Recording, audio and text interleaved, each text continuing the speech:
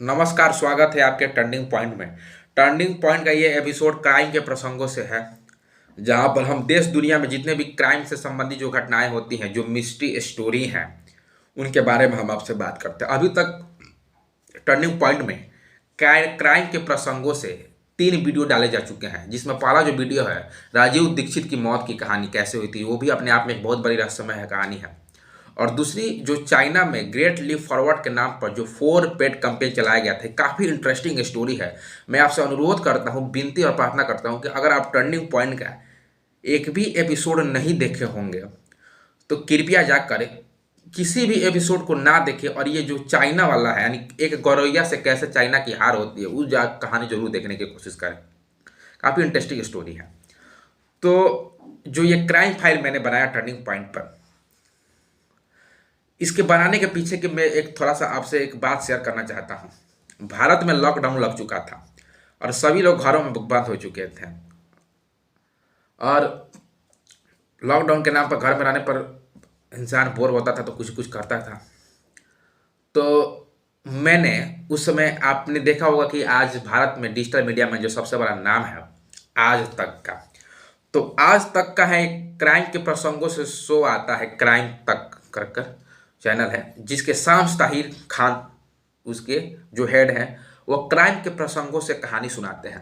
तो जो भारत में लॉकडाउन था, तो मैं रात में क्या कर रहा था कि शाम्स ताहिर खान की क्राइम के प्रसंगों से कुछ कहानियाँ चलाता था और उनको सुनता था, और उनको सुनते सुनते मुझे कब नींद आ जाती थी इसका पता मुझे नहीं चलता था। और उस कहानी में मैं ऐसा खो जाता था जिससे मुझे कुछ पता ही नहीं है कि मेरे आसपास क्या हो रहा है। तब मैंने सोचा कि मैं भी क्राइम के प्रसंग पर जरूर कहानी लाऊंगा। तो ये क्राइम फाइल जो मैंने बनाया है, इसमें सबसे बड़ा क्रेडिट शाम ताहिर सर को ही देता हूँ, शाम सर को ही देता हूँ। और अब रही बात आज के कहानी के बारे में, तो मैं कहानी पर आने से पहले एक छोटी मोटी तौर पर आपको बात बता दूं कि जो आज की जो कहानी है, ये भारत की एक अभिनेत्री की कहानी है और उसके जीवन से जुड़ी कहानी है।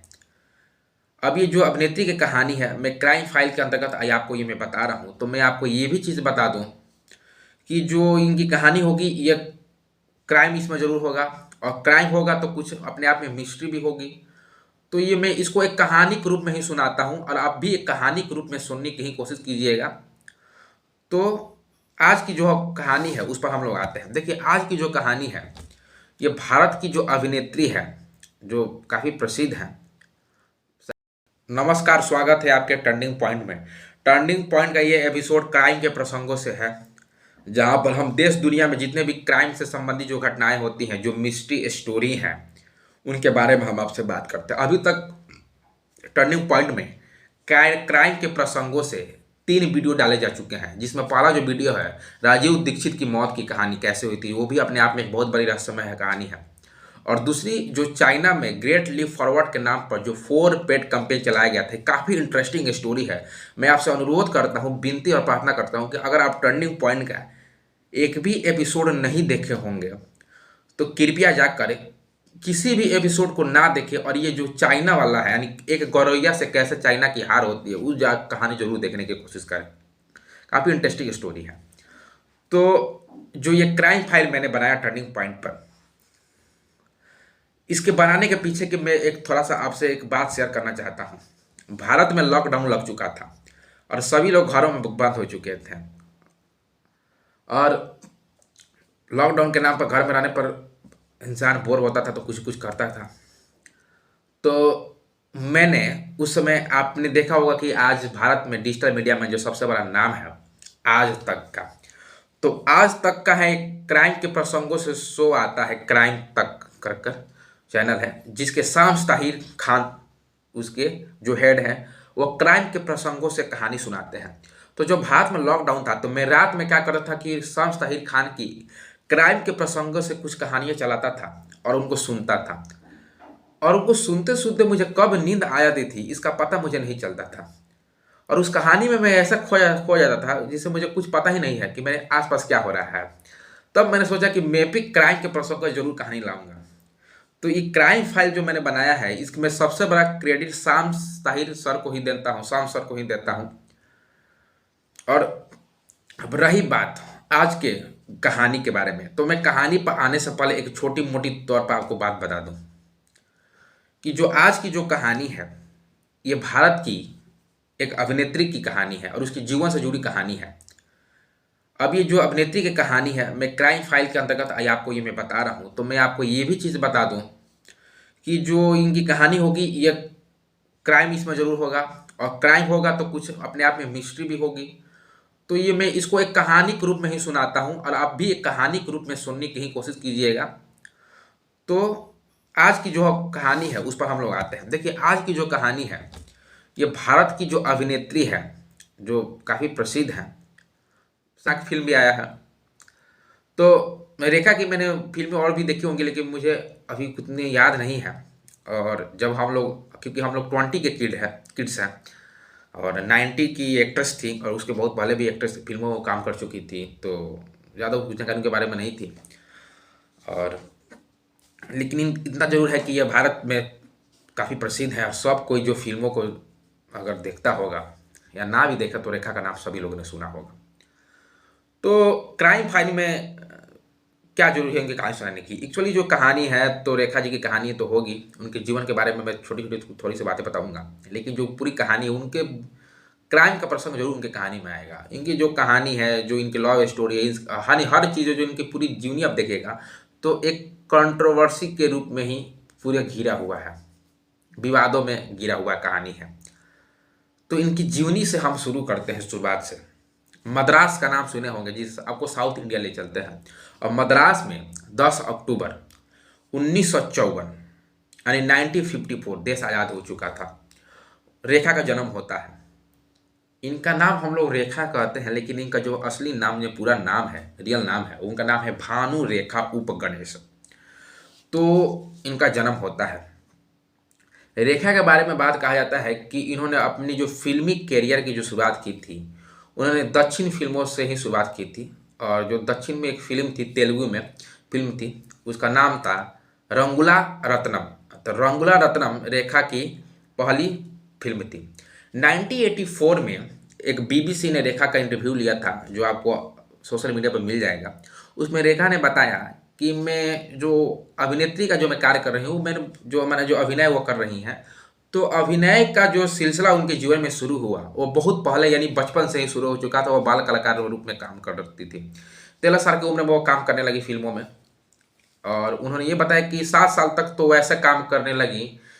उनको आत्मा जो था, उनकी जो मन था, दिल था, वह उनको पूरा मन नहीं लगता था फिल्मों में। और ऐसा कहा जाता है कि वो जबरदस्ती कामों को करती थी, यानी शुरुआत में उनको फिल्मों के प्रति कुछ विशेष रुचि नहीं थी। उनकी जो माता है, उनका माता का नाम है पुष्पावली, और ये भी साउथ इंडिया की एक एक्ट्रेस रही हैं। और अगर अभिनेत्री और अभिनेताओं के घर से ताल्लुक़ है, तो रेखा भी चली गई फिल्मों में। और इनके पिता का नाम है जेमिनी गणेशम। तो मैंने आपको शुरू नाम बताया कि भानु रेखा गणेशम नाम था। तो जेमिनी गणेशम जो उनके पिता थे, और उनकी जो पत्नी थी पुष्पावली, और उनकी पुत्री रेखा। तो इनकी हम लोग बात करते हैं।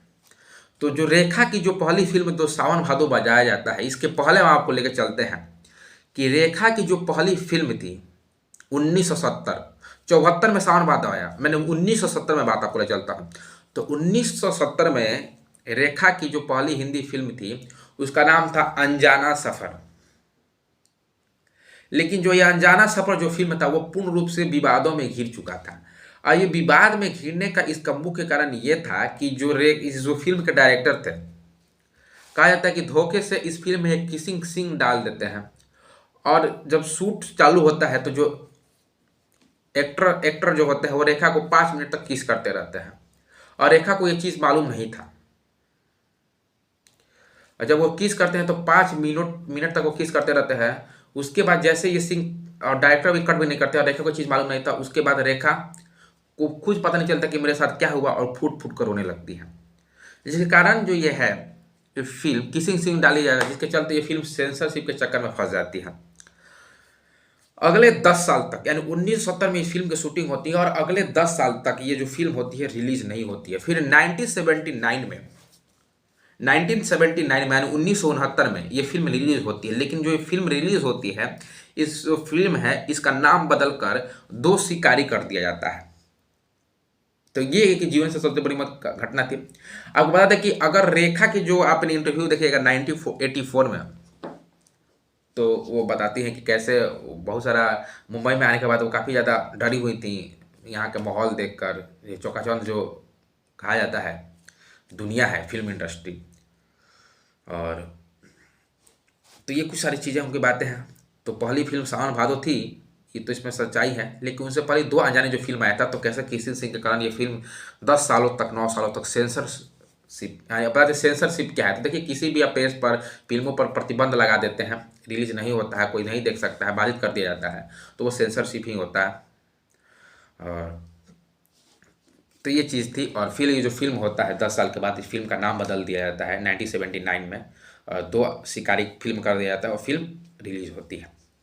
अब आइए कुछ रेखा के बारे में कुछ कहानियां अनसुनी यानी अनटोल्ड स्टोरी देखते हैं वो क्या कहानियां हैं। रेखा दक्षिण भारत से आती थी, यानी मद्रास से आती थी, जिनके कारण ये थोड़ी उस समय जब बॉलीवुड में आती हैं, जब इनकी हिंदी सिनेमा में इनकी एंट्री होती है, तो उस समय काफ़ी मोटी थी और ये सांवली थी, जिसके कारण जो बॉलीवुड जो वो था उसके जो माहौल था, जो पूरा इन्वायरमेंट था, उसमें वो फिट नहीं खाती थी, इसलिए इनका मजाक भी उड़ाया जाता था। और इनको बहुत सारे फिल्मों की, बहुत सारे फिल्मों से उनको ख्याति मिली, प्रसिद्धि मिली, बहुत सारे फिल्में हिट भी हुई। और जब फिल्में हिट होती हैं तो इंसान को नाम, शोहरत, सारी चीज़ें मिलती हैं। अब आते हैं इनके जीवन के दूसरे मोड़ पर, किन किन लोगों के साथ इनका संबंध जुड़ा, और यही इनके जीवन की एक टर्निंग पॉइंट साबित होती है। विनोद मेहरा उस समय के सबसे जाने माने अभिनेता हुए, मैंने तो अभी तक उनकी कोई फिल्म भी नहीं देखी है। विनोद मेहरा के साथ क्या उनका कहानी था, आइए हम आपको बताते हैं।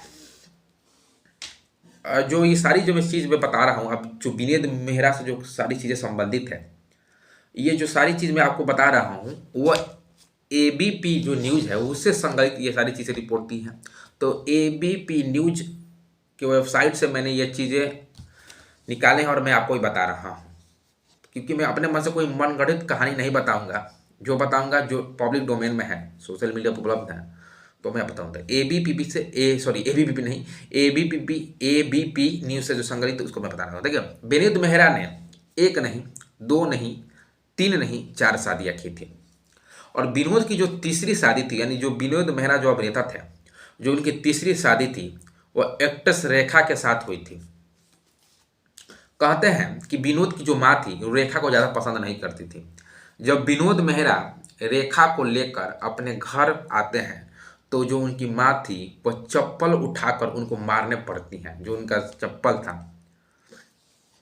सास यानी विनोद मेहरा की माँ और रेखा की जो सास, उनकी माँ ने उन्हें पीटने के लिए हाथ में चप्पल उठा ली थी।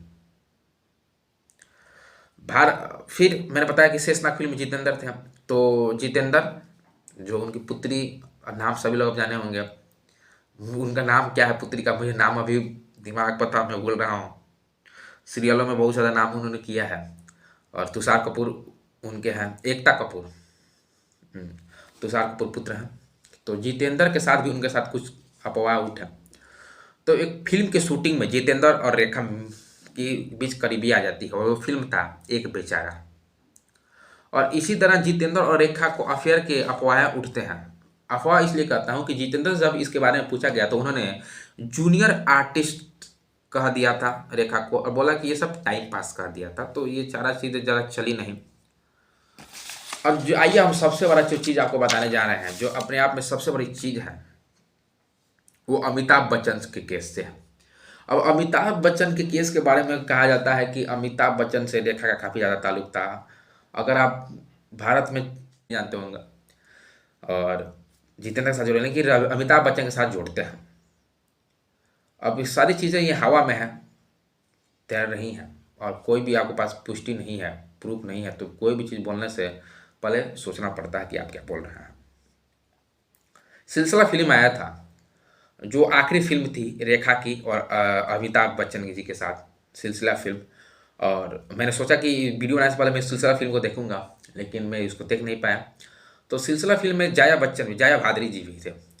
तो जया भाद्री और रेखा और अमिताभ बच्चन के बीच ये फिल्माई गई फिल्म थी सिलसिला, और यही आखिरी फिल्म हुई। उसके बाद अमिताभ बच्चन और रेखा की अभी अभी तक कोई फिल्म नहीं आई है, और ना ही भविष्य में इसके कोई भविष्य भी दिख रहा है कि कोई फिल्म आएंगी। तो अमिताभ बच्चन के साथ इन्होंने बहुत सारी फिल्में की और बहुत सारी फिल्में भी हिट हुई। लेकिन अब तो वही बात है कि सब कुछ भी चीज़ को आप ऐसे नहीं बोल सकते हैं। तो अमिताभ बच्चन वाली जो पुष्टि है, मैं उसके बारे में क्या कहूँ, कुछ है ही नहीं दाम उसमें, तो बोलना ही बेकार है। अब आगे की कहानी आते हैं जो इस पूरी कहानी में क्राइम का एंगल जोड़ता है, और इसको जो ये जो अंतिम पड़ाव है इस पर थोड़ा आप ध्यान से सुनने की कोशिश कीजिएगा।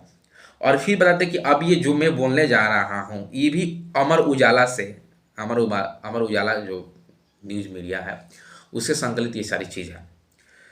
रेखा तब तक बहुत बड़ी नाम बन चुकी थी हिंदुस्तान में।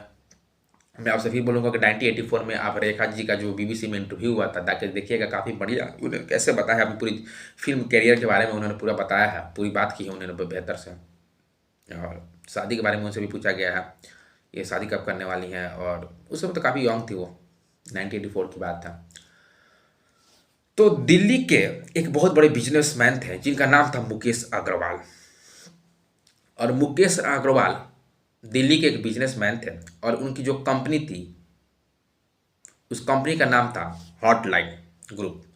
जो हॉटलाइन ग्रुप कंपनी थी मुकेश अग्रवाल की, ये कंपनी किचन का सामान बनाती थी। और मुकेश अग्रवाल फिल्मों हस्तियों के काफ़ी शौकीन थे, वो अक्सर मिला करते थे, फिल्मों देखे थे, और रेखा की एक्टिंग उनको देखकर वो रेखा पर काफ़ी ज़्यादा फिदा हो चुके थे और उनसे प्यार करने लगे थे। तो रेखा के और मुकेश अग्रवाल के बीच नज़दीकियाँ कैसे बढ़ती है, एक पात्र है इसमें आता है, मैं उनका नाम भूल रहा हूँ, लेकिन ये पात्र से जो है वो भी फिल्म इंडस्ट्री से उनका संबंध था। तो रेखा और मुकेश अग्रवाल को पास लाने में उनका भी योगदान था। शुरू में रेखा ने मुकेश अग्रवाल पर ज़्यादा ध्यान नहीं दिया, अग्रवाल को पास लाने में उनका भी योगदान था। शुरू में रेखा ने मुकेश अग्रवाल पर ज़्यादा ध्यान नहीं दिया, लेकिन बाद में वो भी धीरे धीरे मुकेश अग्रवाल के आने लगी नज़दीक। 4 मार्च 1990 4 मार्च 1990 को रेखा और मुकेश अग्रवाल ने शादी कर लिया। तो अब देखिए, अब रेखा जो सिंदूर लगाती है, मंगलसूत्र पहनती है, उसके बारे में कहा जाता है ये अमिताभ बच्चन के बारे में, अमिताभ बच्चन के नाम का लगाती है। सिमी गरवाल का एक शो होगा, पुराना शो है, जिसमें बहुत सारे हस्ती वो जो राजीव गांधी हों, रतन टाटा हों, चाहे फिल्म इंडस्ट्री की हस्तियाँ हों, उन्होंने इंटरव्यू लिया है सिमी गरवाल का। इंग्लिश में इंटरव्यू है, रेखा का जाकर सुनिएगा। तो सिमी गरवाल के शो में एक बार रेखा से पूछा गया कि क्या आप अमिताभ बच्चन को प्यार करते हो, तो उन्होंने बोला जी बिल्कुल करते हूँ। फिर आगे उन्होंने बात बोला कि हिंदुस्तान उनसे प्यार कौन नहीं करता, हिंदुस्तान का कौन ऐसा है जो अमिताभ बच्चन से प्यार नहीं करता। तो सिमी गलवाल का एक भी इंटरव्यू है रेखा के साथ, जो आप जाकर देख सकते हैं। और जो बीबीसी 1984 में रेखा ने वो इंटरव्यू, तो वो भी आप इसको जाकर देख सकते हैं। ये जो इंटरव्यू मुझे बेहतर लगी जो मैं आपको बताया, तो उसमें रेखा ने काफ़ी खुलकर बात की है, जिसके बारे में कुछ आपको जानकारी प्राप्त हो जाएगी।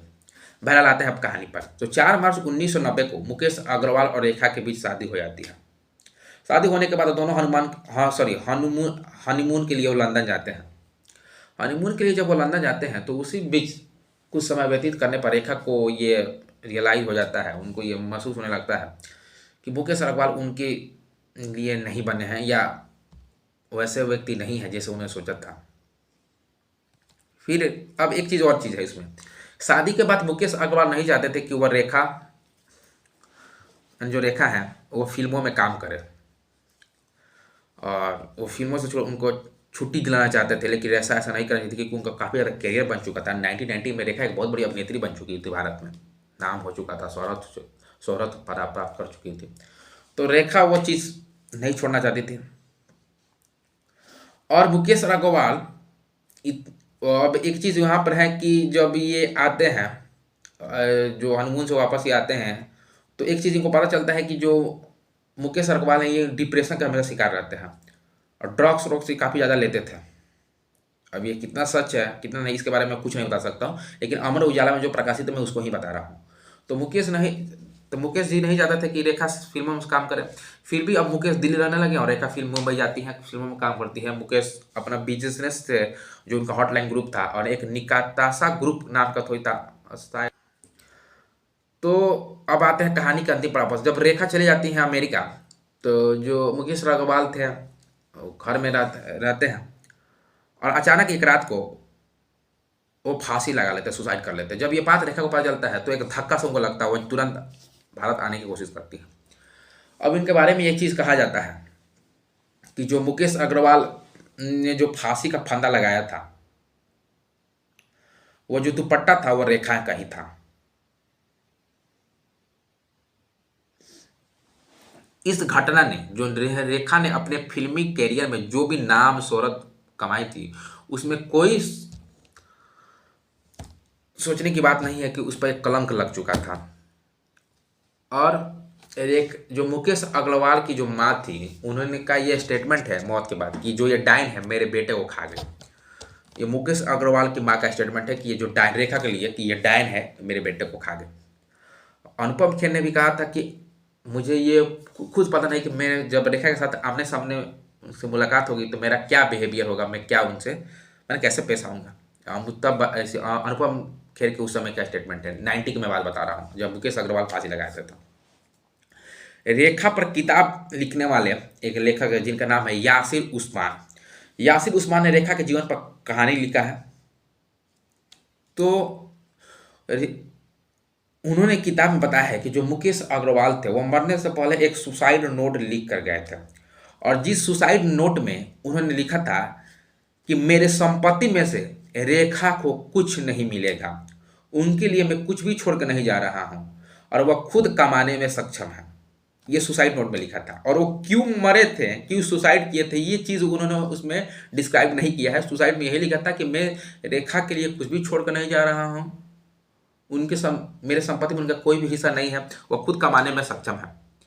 ये भी चीज़ है कि रेखा ने मुकेश अग्रवाल परिवार से कुछ मांगा नहीं, और धीरे धीरे वो परिवार से दूर होती गई, और जो डायरेक्टर प्रोड्यूसर है वो रेखा से भी काफ़ी दूर होते गए इस घटना के कारण। लेकिन कहा जाता है कि हर चीज़ समय के साथ अपनी प्रासंगिकता को खो देता है।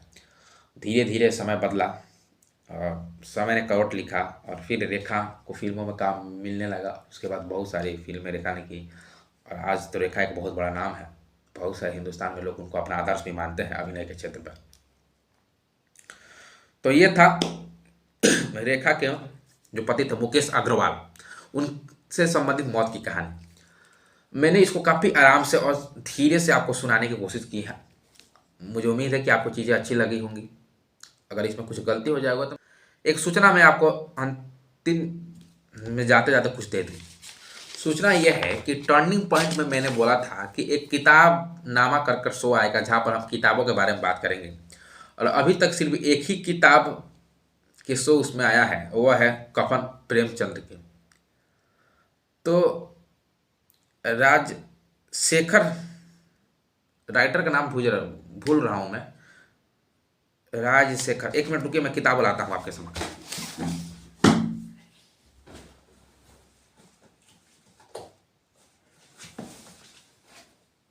सॉरी, मैं सही बोल रहा था, राजशेखर मिश्रा। ये देखिए, अभी आप फिजिक्स पढ़े होंगे तो पार्श्व परिवर्तन आपने देखा होगा, लैटरल इनवर्स, तो उसके कारण ये उल्टा दिखाई दे रहा है। लेकिन ये किताब का नाम है शतक वीर सचिन। इसमें जब मैंने इसको पढ़ा तो मुझे नहीं लगा कि इसमें ज़्यादा इनके जो सचिन तेंदुलकर हैं उनके आंकड़े के बारे में बात की गई है। एक्चुअली जो किताब शुरू होता है तो सचिन तेंदुलकर के जो 2 मई की अप्रैल 2 अप्रैल 2011 में जब भारत वर्ल्ड कप जीता था, उसे वह लेखक शुरू करता है। तो ये किनके लिए ये किताब है? उनके लिए वो किताब है जो सचिन की शुरुआती, जो क्रिकेट में उनकी जो शुरुआत होती है, डेब्यू होती है, उनके बीच अगर कहानी जानने के इच्छुक हैं तो वो चीज़ें आपको इस किताब में मिल जाएगी। लेकिन मुझे किताब ये कुछ खास नहीं लगी, और ये किताब भी वही आंकड़ा बता रही है जब अभी सचिन का महाशतक यानी 100 शतक नहीं हुआ है। तो किताब नामा जो हमारा शो है, उसमें अगला जो शो होगा वह राजशेखर मिश्रा की जो बुक है शतकवीर सचिन, उसका हम लोग इनके बारे में बात करेंगे। इसमें बहुत सारी चीज़ें बताने वाली हैं और मैं आपको बताऊंगा। बहुत अच्छा किताब भी लगा, कुछ खराब भी नहीं है, लेकिन जो इनमें आंकड़े दिए गए हैं इसमें मैं सहमत नहीं हूँ। लेकिन अच्छी बात है, आप जिस चीज़ को पढ़ रहे हैं, सहमत असहमत होना ये अपने आप पर डिपेंड करता है कि आप उससे कितना सहमत है, कितना असहमत है। अगर असहमत भी है तो ये कोई बुरी बात नहीं है। तो इसके बारे में हम लोग बात जरूर करेंगे और उम्मीद है कि आपको चीज़ ये समझ में आई होगी। आई होप आपको ये वीडियो पूरा समझ में आया होगा। मिलते हैं एक अगले वीडियो में, तब तक के लिए नमस्कार। जय हिंद, जय भारत।